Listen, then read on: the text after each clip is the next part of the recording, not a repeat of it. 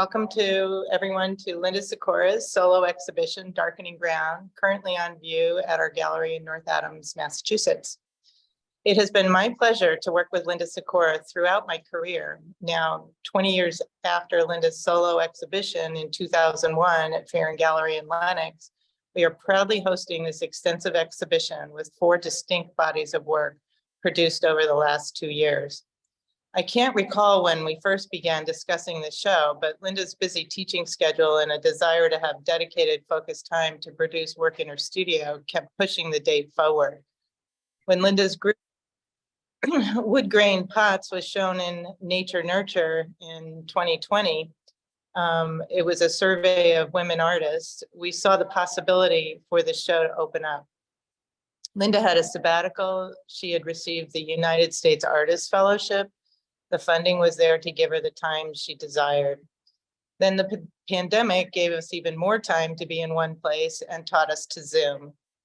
A group of collectors purchased the works from Nature Nurture for the Smithsonian's Renwick Gallery in 2022 and was featured in the 50th anniversary exhibition, This Present Moment, Crafting a Better World. This was followed by an acquisition by the Metropolitan Museum of Art of 3 major works through the generosity of one of Linda's devoted collectors, Rebecca Sive.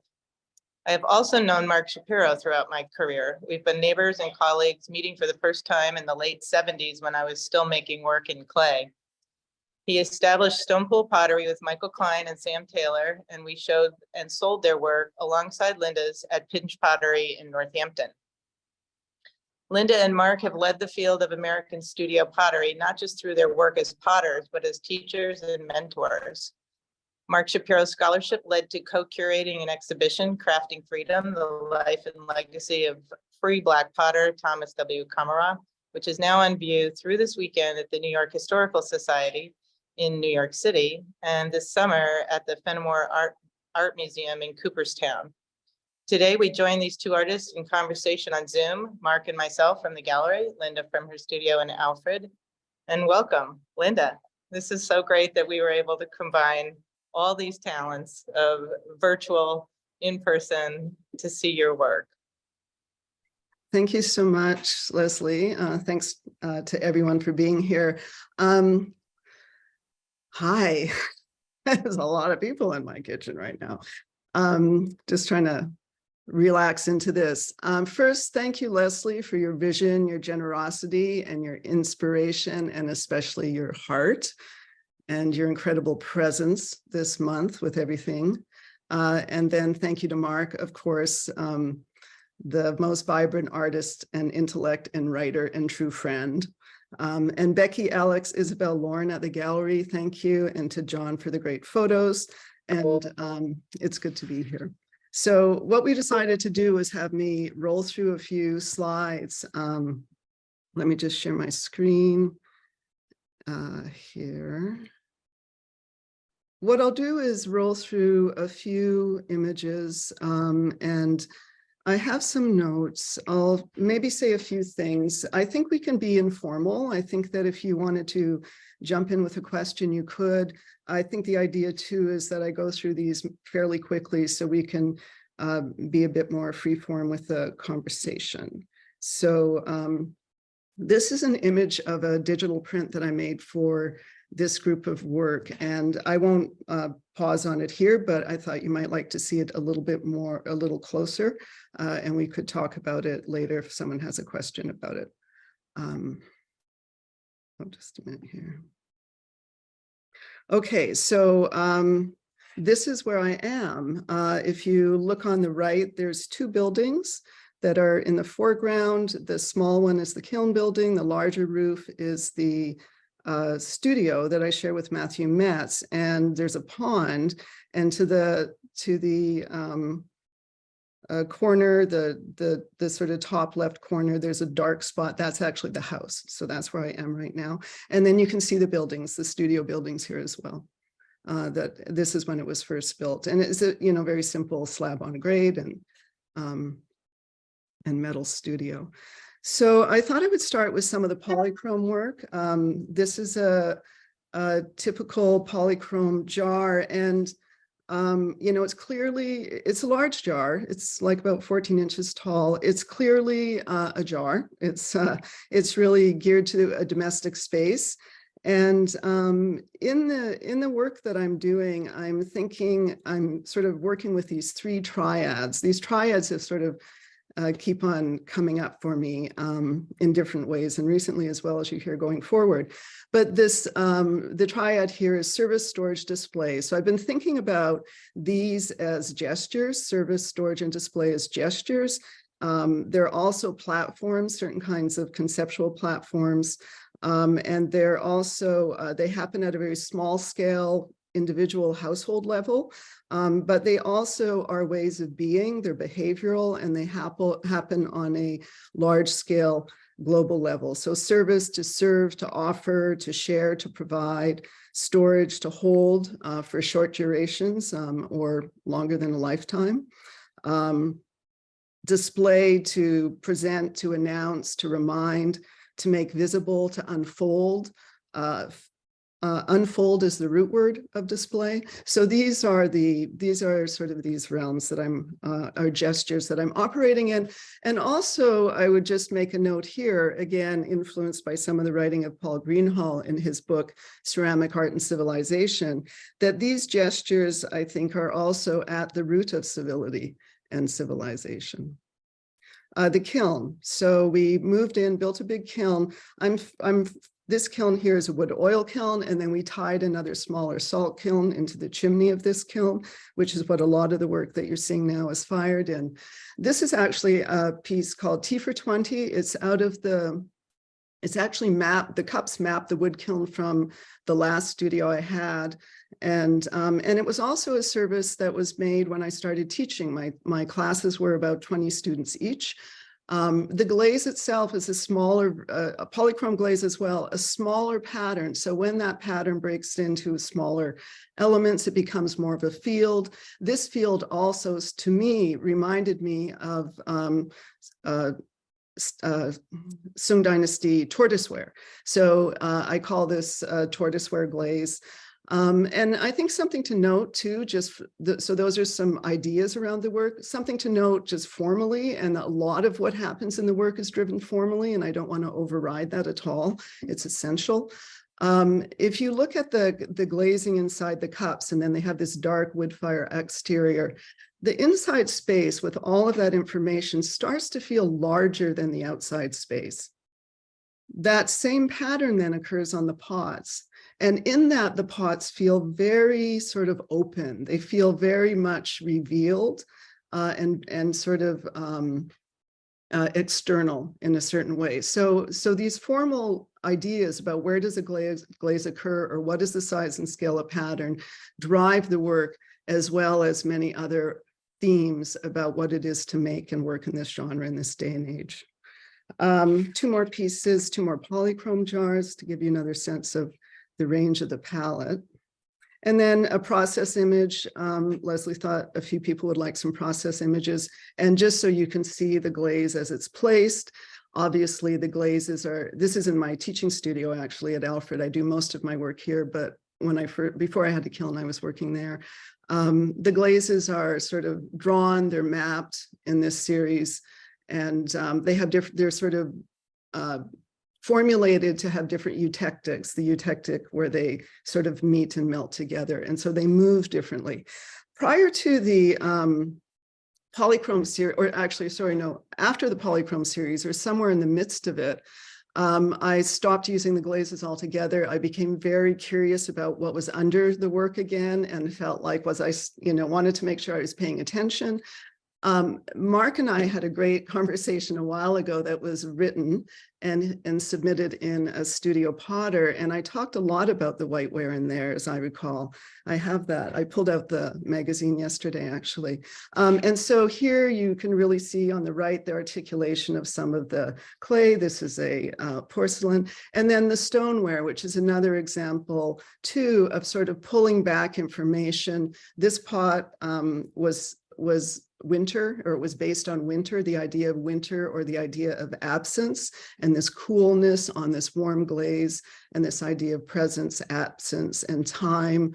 And, you know, again, just a formal moment that becomes a real moment that's a conceptual moment is if you look at the glaze line across the handle and the finial, you know, that's actually literally the glaze is rising up on the pot and stops there. So it's sort of an idea of time comes into the piece from the rise of the glaze as well as the imagery. So I'm not going to unpack everything like that, but just to give you again that context. This is the groups. Okay, so groups are a very very common you know, sort of a device in pots. You know, we think back to just garnitures, for example, and many artists have used them. And I certainly have always loved the work of Gwen Hansen Piggott and Andrew Lord and Edmund Duvall and other kinds of other people that work with groups. So it's, but it's also a strategy for research. It's also a strategy for prototyping. I was looking at mid-century modern. I was firing an electric kiln at this time and really sort of trying to pull the forms into a certain kind of aesthetic context. So they sort of get used in a lot of different ways. They can be just as much about, you know, display on your nice new room and board sideboard, or they can be, you know, a device that works in other ways. And so here we are with the faux wood pieces. Just let me see. Yeah, Leslie did a good introduction of those, and she gave you a bit of history of those. I guess, you know, I would say that they really didn't set out to be wood grain. Wood grain is, you know, this faux wood grain is a trope that's been in ceramic for a long time. That's another thing about ceramic that Greenhall talks about it being that it is a thing in and of itself. And it's a trope that goes back to, you know, you can find it in 18th century porcelains coming out of the UK, you can trace that back to China, etc. When I started working with these glazes, I was just working with polychrome glazes, and I was really drawing topographies of the pots, and the fact that it sort of emerged into this other report was accidental, essentially. But once I got there, then I think that it started to really influence the forms. The forms are very elemental, you know, they're based on crockery, and they're, in this case, you can see they're uncut, you know, it's sort of cut straight off the wheel. There's very little working of the clay. And so I was reducing, you know, led on by the surface, I was reducing the forms and the processes and pushing them into this very primary category that I felt would carry, you know, sort of the information that was coming out of the glaze. So it's not unlike the yellowware group, just a completely, you know, just another lens per se. This one is sort of a sleeper, I think, in the group, but this pot was obviously in a cooler spot of the kiln, perhaps, but the melt is much slower. And it's going, I mean, I almost lost this because of the way the glaze is coming off the rim, but it's just this different idea of time that goes into the piece. And this piece holds time, maybe in a way the other ones don't. These ones, I think, become, you know, if you're sensitive, you'll sort of feel the pattern is moving up. I was in part interested in the weight of crockery and the way this pattern in the inverted forms could push up into the space. And in here, this, of course, is going on similarly, but what really took over was an idea of just time and the slowness of this surface and the real liquidity of it. And ironically, I think the crystallization, because of the slow fire, made the liquidity of it seem even more intense visually. And then let me see. So these are different groups, and you know, I guess pointing out still these forms, these are large forms, they're blunt. They're you know, sort of about abundance, you know, a large water pot, you know, a kettle that holds much water, a storage jar that holds, you know, many grams of dry goods.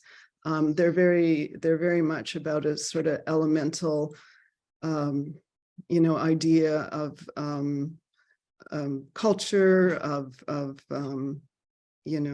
just the household space, the way a space would operate, even a relationship to, how we, bring, how we manage our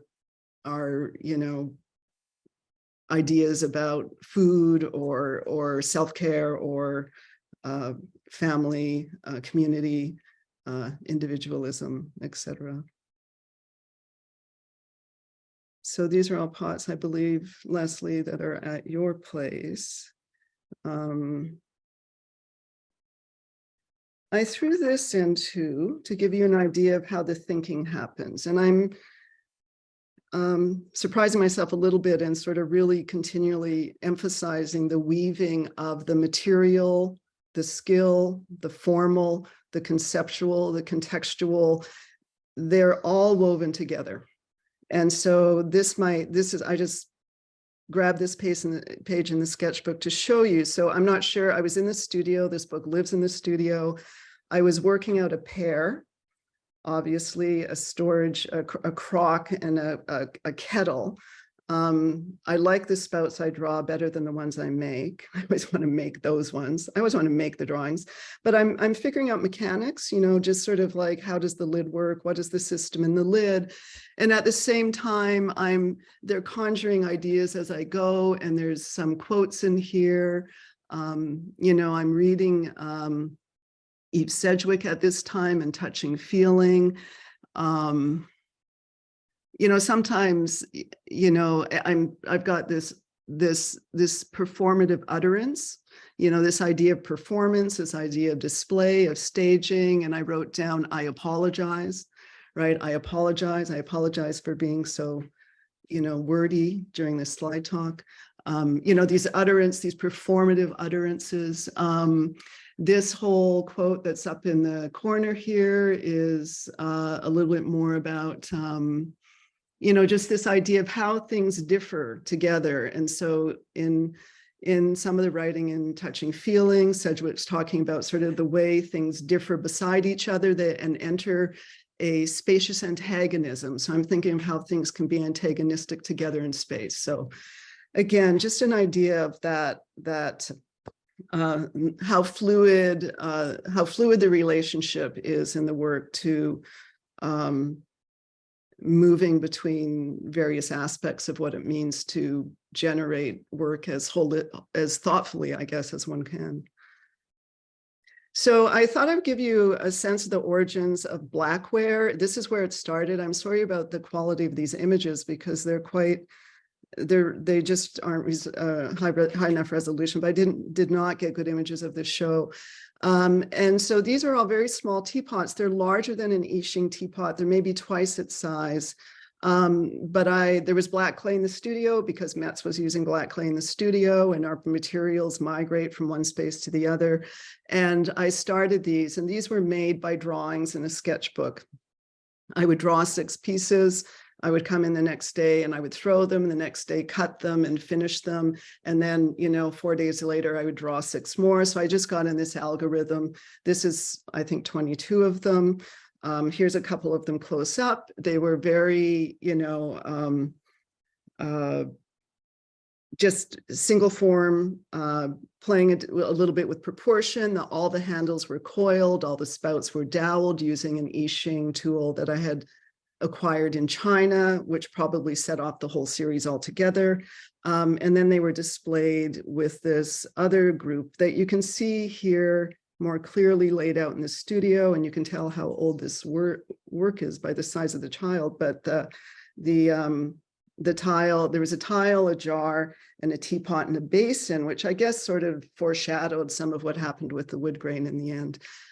So that's where the blackware started. You notice that the shine is very intense on that.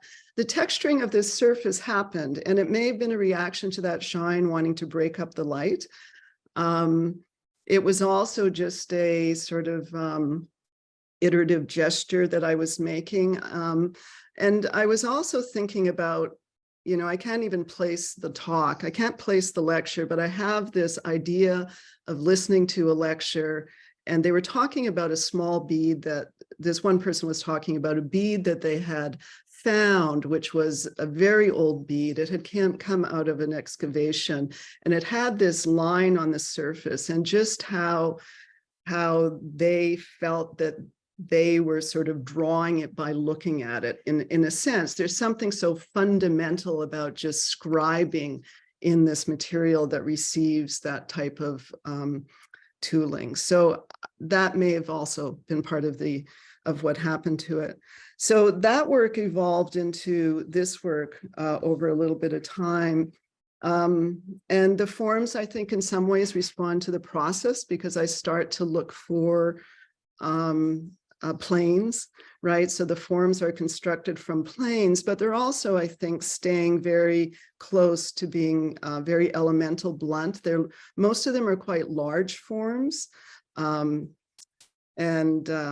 You know, the kettles are quite large. You know, that box is and that flat top box is probably 14 inches tall. So they're very sort of large forms that again report in this very elemental way in terms of how they might operate, you know, whether they might be stacked or stored, or how much they hold, what they would do in a household, that kind of thinking.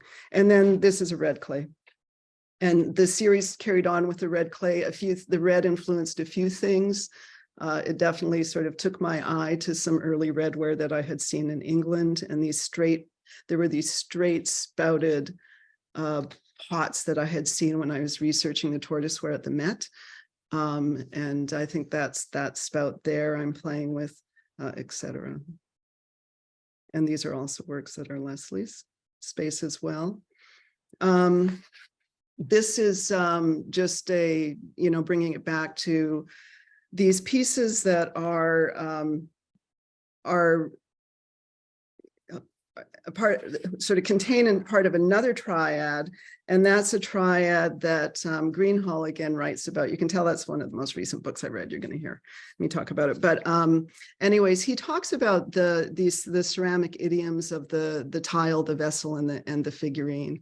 And I've been, just read, I read it last week, I guess, but I've been stuck on that. And so I'm, considering now that this is something that's happening in the work. But this is maybe one of the pieces that, along with the work that Leslie has, that was put together.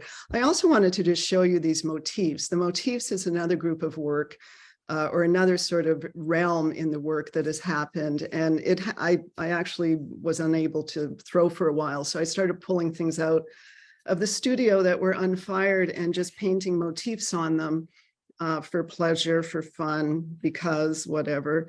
And so there's some works that came out of them, but that sense of drawing, I think, has always been part of the work too, certainly in the mapping of the surfaces and the finding of patterns. This is a piece that was made for a drawing show. It's a series of plates, and there's a single motif on the plate, and then that motif is taken and joined to make a field of pattern that's on this vellum that lays over top of it. It's a very ephemeral piece. The pencil, the vellum, the plates are not fired, the wood is not finished.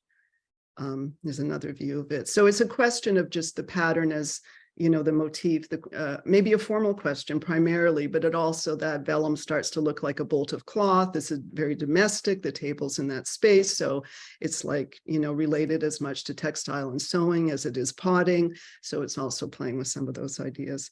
And this is, again, a process shot. When I go to fire, and also this is some of the where Leslie has some of these ground bowls, but this is what the motif ware looks like before it goes in the kiln. So the process being that these pieces of paper that the work sits on are the same size as my kiln shelves. So I can lay out all of my kiln by height and surface before I start loading the kiln. This was something essential to learn to do, especially in Minnesota, where the temperature is very cold. And I do believe it was Betty Woodman that told me that she did this. And that was how I started on that. This is a ground bowl. Leslie has one of these or two in the show, I think, or with her at the gallery. And then finally, this installation here. This is the work that Leslie has as well. It's here in the Fosdick Nelson Gallery. I'll just sort of mention about this one, and then I'll jump off this screen share. So, so this is maybe, I guess what I'd say about it now is that these pieces originated, in some way, they're pieces that came out of the studio earlier than I typically take them out of the studio. So the way this work is occurring in the studio is often in context, in a lot of different ways. And then when it leaves, you know, it takes on a certain focus. But just more materially and technically, the pot is full of water. And the water is ballast to hold the sticks. So if you pull the pot away, the sticks will roll down, right? They'll fall down. So they're kind of piling up in the middle and, you know, trying to draw that negative space. The box has a vase in it. It's a series of vases and box, and the box already also has water in it to hold the sticks. And then those are on the tile. So that's how it's behaving just physically. And then other things start to happen with that. So that's that piece. This is another piece. There's some small tiles that it sits on. It's a teapot, a broken box. And then this is the third piece in ceramic that I showed, that you saw in the group. Okay, so let me just get off of this. There we go. Well, Linda, I mean, I have way too many questions, you know, a lot of questions, but Oh, no, be easy on me, please. I know, I want to say first, I mean, it's just it's fantastic to be sitting in this room with this work, which is really such a wonderful achievement.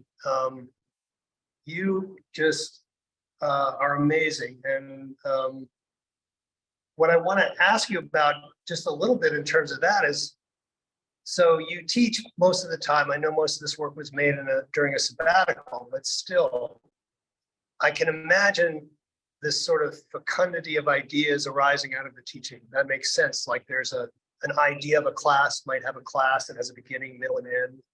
But to execute the technical part at this level always amazes me. You know, like we're in our studios all the time, and like our stuff doesn't look as good. So I wonder if you might speak about just your process and maybe like the failure rate also, and like how you are able to execute so many different bodies of work with different plays and come out ahead like this.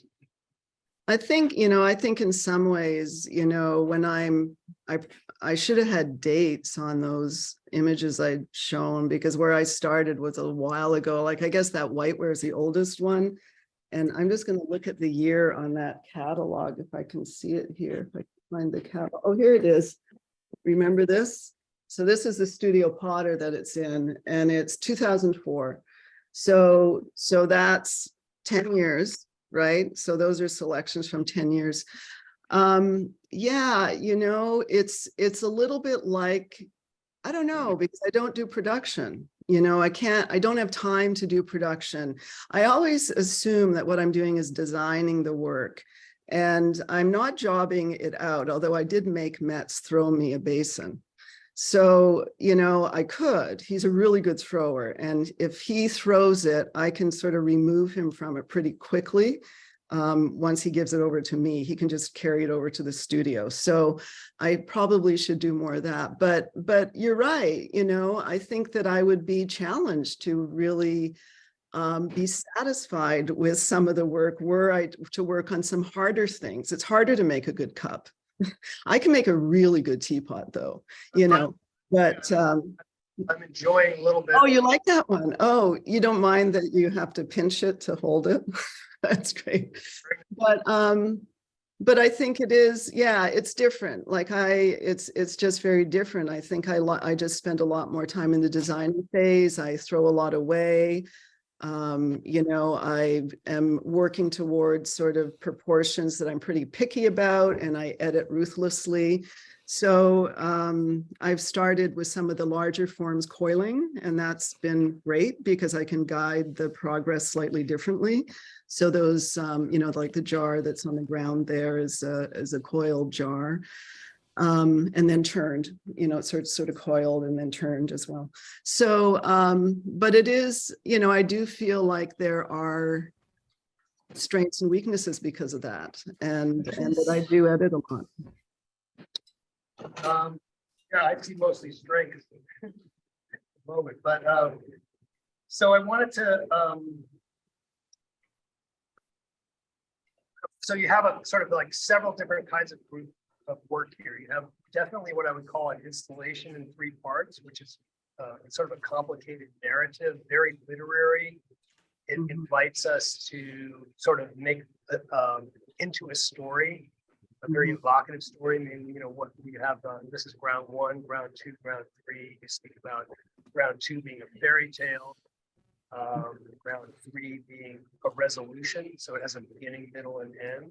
And then you have these groupings of pods, which are, to me, not quite an installation. Maybe it's something more like a curation.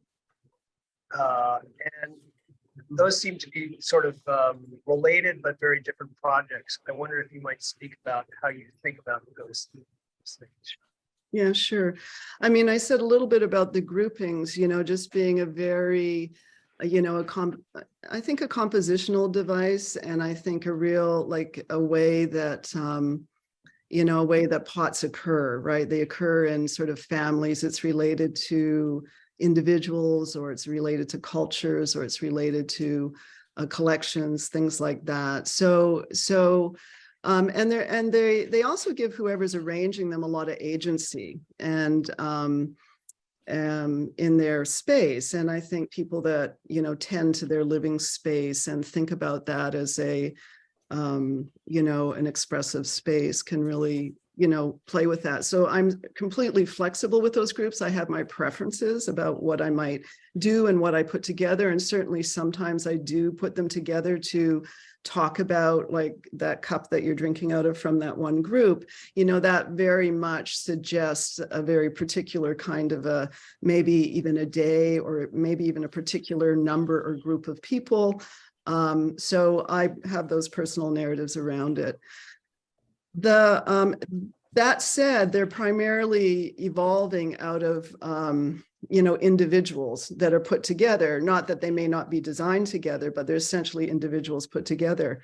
The other work that's happening, and it's more recent work, and I was attempting to explain in that image of the repose piece, that is sort of looking at something else. And I noticed when I was reading through this Ceramic Art and Civilization, it was really wonderful in the beginning chapters where the writer really pulled together took all of the realms from which ceramic history usually comes from, which is sociology, archaeology, gender. It comes from all these different realms, and pulled them together to make these generate narratives about what happened in Rome, what happened in Greece, what happened in the Dark Ages, etc.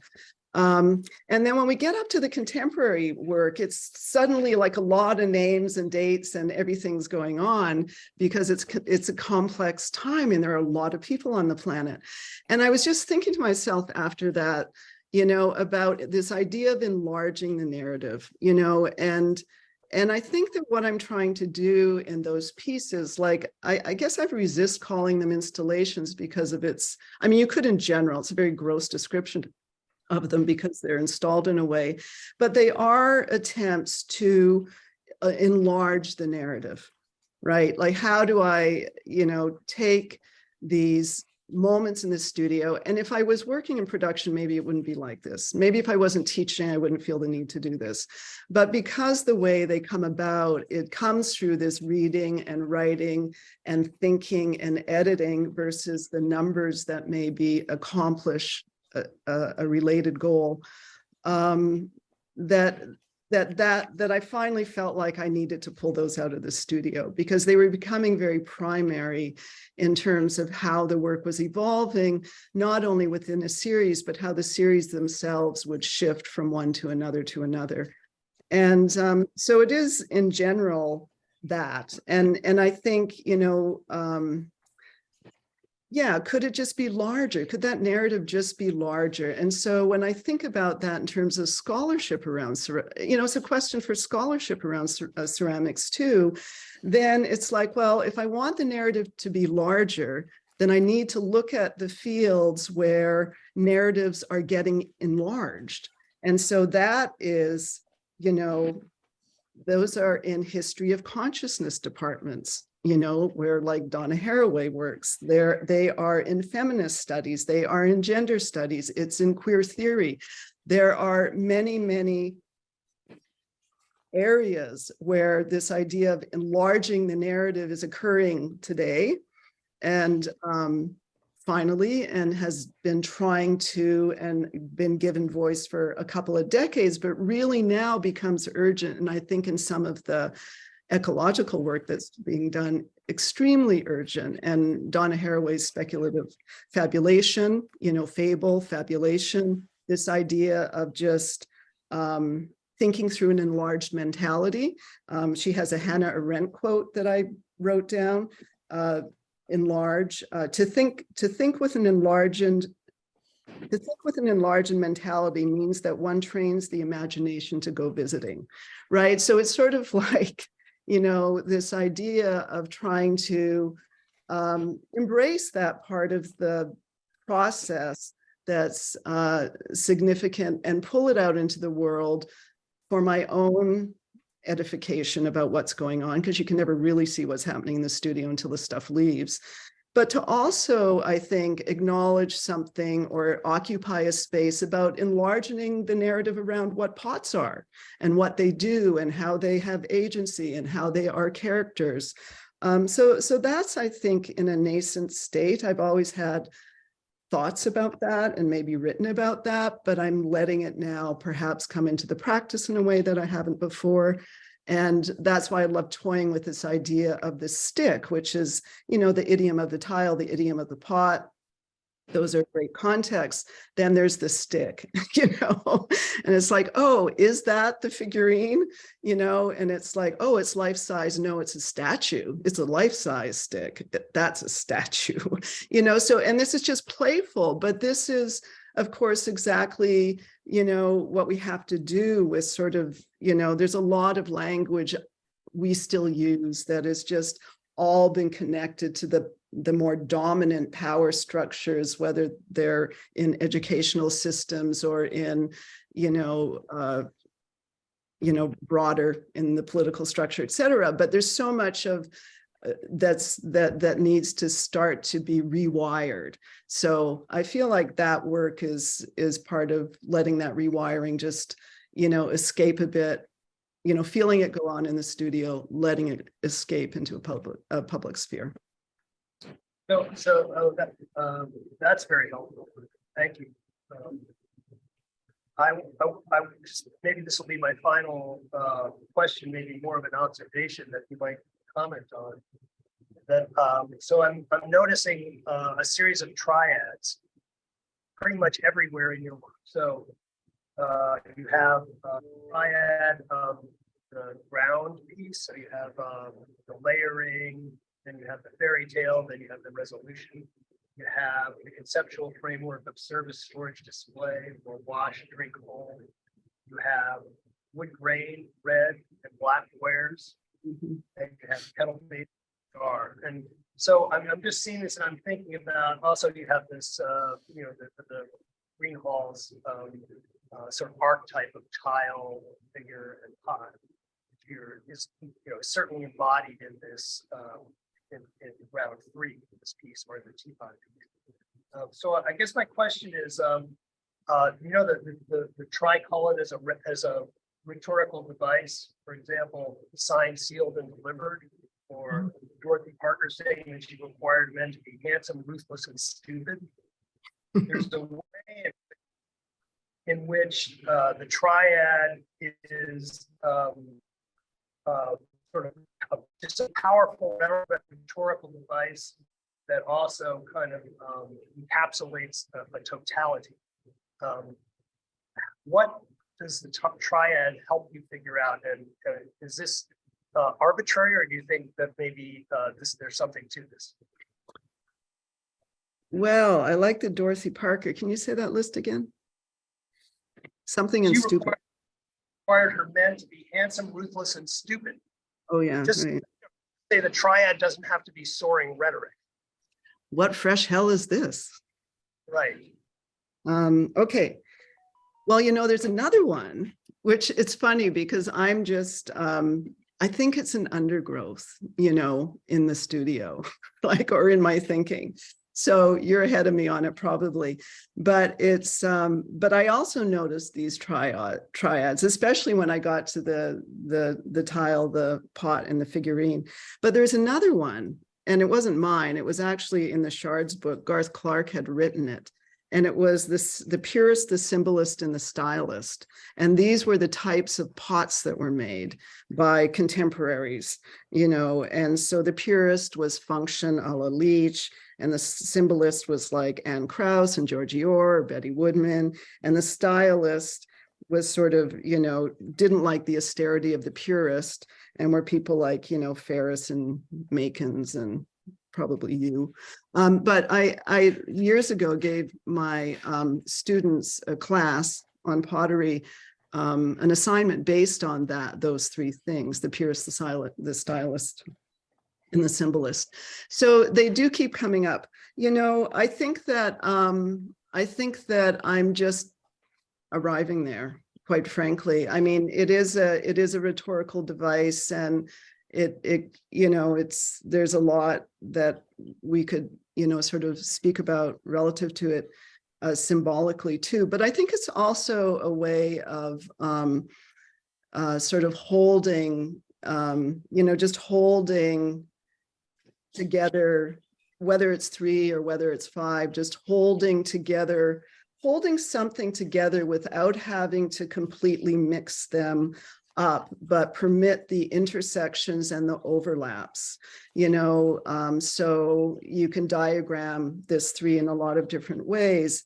And I think that that's like really essential, just in terms of this idea of how we start thinking about the way things come together and the way they operate. And this is something that Donna Haraway is busy doing a lot with language, just trying to sort of restructure the way we use language so that we can get a much larger expression of what's what's happening in the ecosystem, so talking about the Chulacine, or talking about critters instead of talking about like humans and animals, just critters in general, or thinking about sort of bringing speculative fabulism, sort of using fable or story and speculating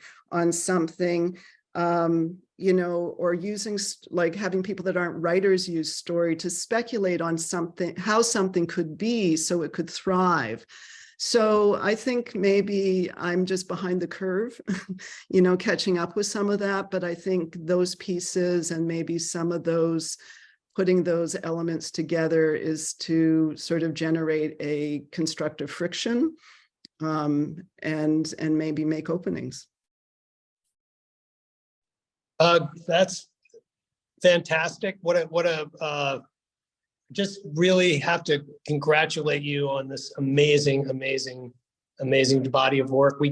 We maybe go to now questions. Do you want to take it from here, Becky? And also, I think we have Leslie here with a phone, and we can zoom around the gallery to see individual pieces if people want to get a closer look or have specific questions that Linda could respond to. Yeah, so we currently don't have any questions in the chat. So if anyone has any questions, we definitely invite you to submit them either through there, or I suppose if there are any quick questions, people are welcome to unmute and ask them that way if that's easier. I can start with a quick question. Is that so? There are two bowls, and this is a very dark show, and it's called Darkening Ground. But there are these two bowls with these lovely sort of botanical drawings on them that suggest a kind of a lightness and a very different palette. And I'm wondering if that is a future direction, a past direction. Where does that work stand in relationship to the work that the majority of work that's on view here now? I think it's a parallel direction. I think I mentioned those. They happened because I couldn't throw. I actually dislocated my metatarsal in my foot, and I was on crutches, and so I was drawing on things. But I'm interested in them because of just what they, those are the ground bowls. Yeah, they were ground bowls, and so. Really, they just were little drawings of, I was using this knee scooter and going up and down the dirt roads because it was compressed enough to do so, and I could get out of the house. And of course, all of the, it's wooded out here, so there's a lot of things that fall on the road. So they were really just very simply that. I'm interested in them in terms of their they thread together certain historical pieces that have used stylized motifs. They connect to, my fantasy of oribe ware, my, enthrallment with other sort of narrative drawing. I'm not sure. I think they do have a future. I'm trying to, I haven't completely found it, but the open form and the plates that I sent to the Dinnerware Museum, I think, are all, they're very lyrical, they're very playful. So they're slightly separate, I think.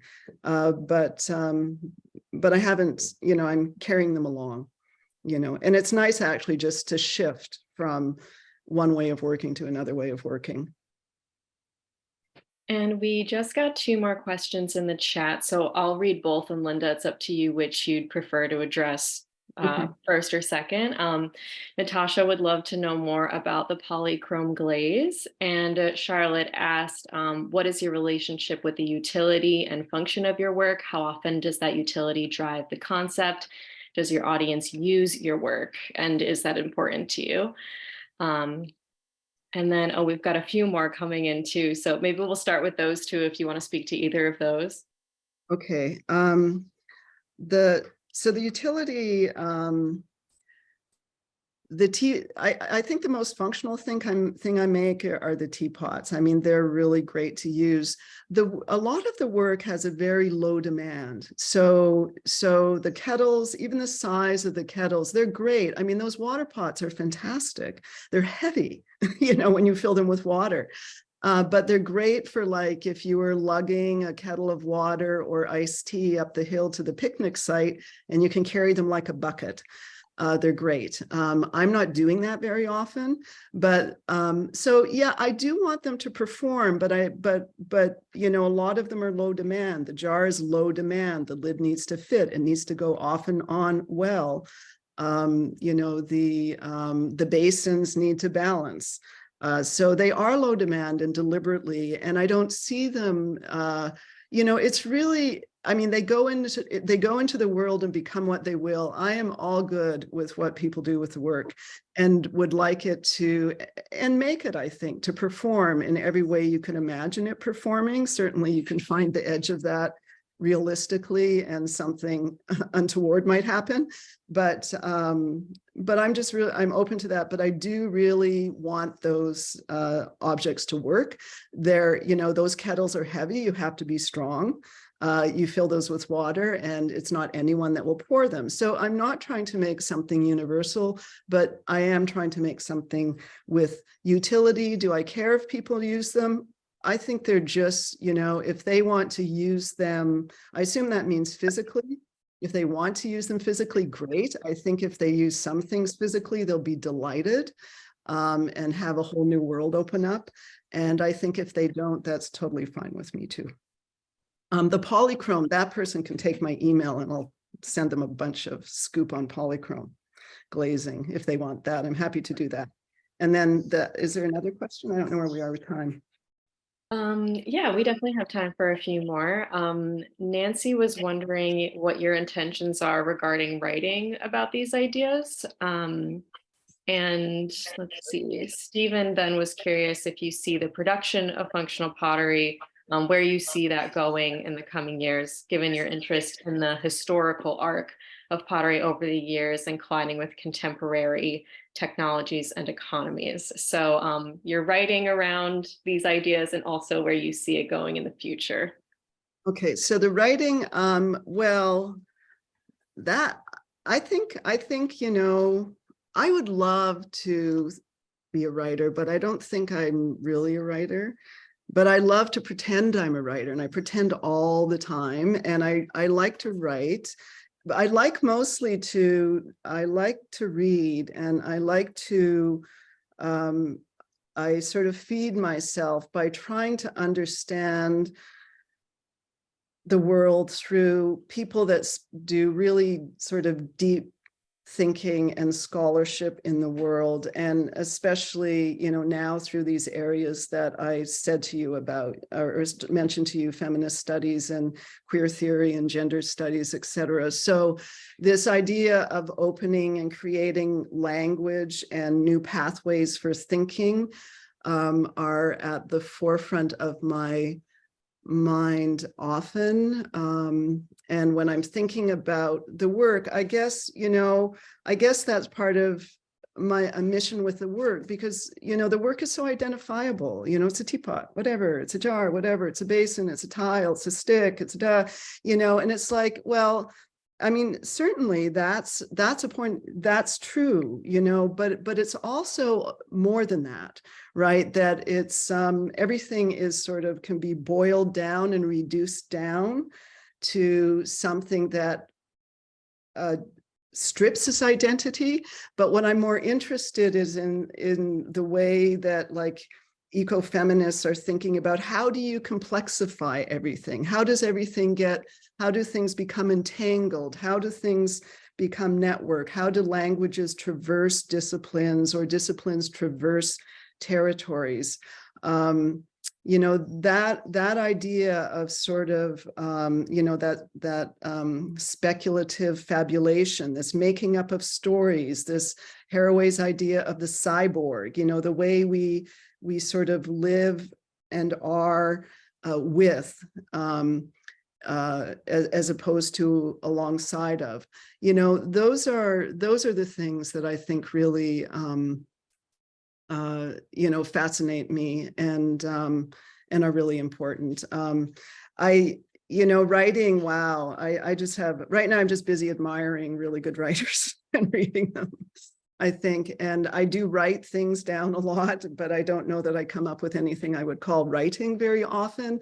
Could I discipline myself to do that? That would just be great. I'd love to take time to do that. What was the other question? There was another question. Does that satisfy? I'm not sure. Yeah, I think the other one was about the production of functional pottery in the coming years. So just the future of that. I know we only have a couple minutes left. If there's anything you want to quickly touch on about that. You know, I think that we should keep all the species going on every level. You know, all the species, keep the complexity, you know, look for the intersections. Yeah, like, yes, let's go. It's not like the future is going to do it to us. We're doing it, you know, like we're just doing it. So let's just do it. You know, it's like, where will it go in the future of this? And, you know, the theory of that, it's sort of like, its relevance is sort of based on its emergence, which is connected to sort of the ability to reimagine, you know, or just imagine present futures, perhaps. But, yes, I think that just yes, I guess is what I would say to that. I think that's a great place to end us off. Leslie, do you have any closing words? I do. And thank you so much, Linda. I continue to learn from you every time that you speak. And Mark, thank you for joining us today and coming to see the show in person.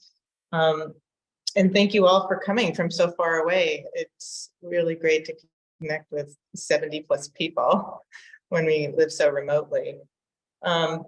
Linda's exhibition runs through June 11th here at the gallery, and she will also be a guest artist this summer at Project Art in Cummington, Massachusetts, which is about 40 minutes away from the gallery in North Adams.